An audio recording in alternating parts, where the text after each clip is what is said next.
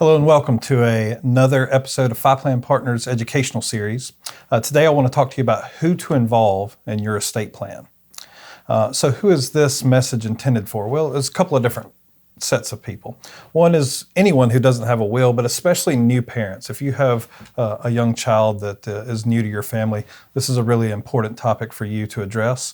But also if you're a parent and your child or children have become adults, it's probably a really great time to revisit some of these important roles as part of your estate plan. But the first thing we want to talk about is what's the most important part of this conversation. In my observation over many years of doing this, the most important part of this conversation is to execute your documents. It's real easy to fall victim to paralysis from overanalysis. And what we want to encourage you to do is choose someone for each of these roles, execute those documents because they can always be adjusted later. If it comes up that someone needs to be removed from a role because of a number of reasons, it's real easy to make amendments. It's much harder to execute the initial documents. So what are the three major roles that you want to consider when you're developing your estate planning documents? The first one is the executor. The executor is the person who's going to oversee the administration of your estate per the terms of the will that you've executed. A really great example when you're a young parent is going to be one of your siblings, whether it's yourself or your spouse. One of your siblings is often a really great choice to be the executor. If you are in that second set of folks that I referenced, parents with adult children, perhaps it was one of your siblings or one of your good friends in the town you grew up in, and now they're the same age as you, and maybe it's a really great opportunity for you to transition that role to your adult child. These are all really personal choices, and you can make the assessment about whether or not that makes sense, but I've seen benefit from giving people a nudge recently and saying, you know, perhaps it's time to transition this to your oldest child. Those are always good choices. The second decision is a really important one for new parents. Who's going to be guardian of your children should something happen to both of you?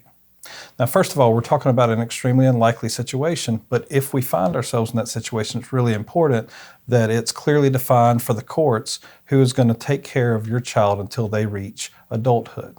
Again, siblings can be a really great option for young parents because they tend to be about the same age and be in a reasonably good position in life to take on such a big responsibility. It's probably important to just have a quick conversation with whoever you're thinking about and just say, hey, do you mind? Would you be willing to serve in this role should this unlikely event occur? But naming a guardian for your minor children is a really, really important topic to consider. Once that guardian is named, now we have minor children and we've got assets that are coming into their estate. And what we probably want to do is set up a trust for the benefit of those minor children. This is where it's a really great opportunity to name a trustee who is different from the guardian. So you've got this separation of these two duties. The trustee will make sure that the assets are being distributed for your children's benefit, and the guardian will do the day in, day out work of caring for and raising the child. Siblings, again, can be a good option, but if you have a sibling who's already a guardian, maybe it makes sense to have a non-family member who would be a trustee just to separate a little bit of the emotion of that situation. And if you don't have anyone that really fits that bill well, corporate trustees are certainly something that's available always. They just tend to be a little bit more expensive than utilizing someone that you know well.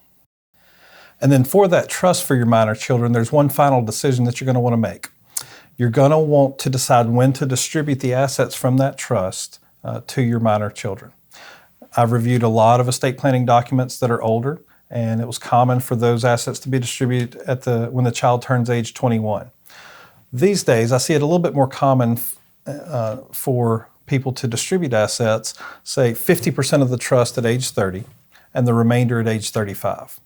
This is a very personal decision and something that you'll want to set early when you don't know how your children are going to grow up. And so it's probably a safe bet to be more conservative. And then as your child grows up and you see that they're thriving quite well in life, then you can always adjust to a younger age if that makes sense to you. So concluding our conversation today, naming an executor, naming a guardian, naming a trustee, And then when you want to distribute assets from the trust at a certain age in adulthood for your child are really important roles for you to consider and, as I said before, execute when drafting your estate planning documents. And if you now have adult children, it might make sense for you to review those estate documents and see if it makes the most sense to turn that role over to one of those adult children that you have. If you have any questions or want any guidance on these topics, feel free to reach out to us. We love having conversations to help folks polish up their financial plan. Thanks so much for checking in, and we'll look forward to seeing you next time.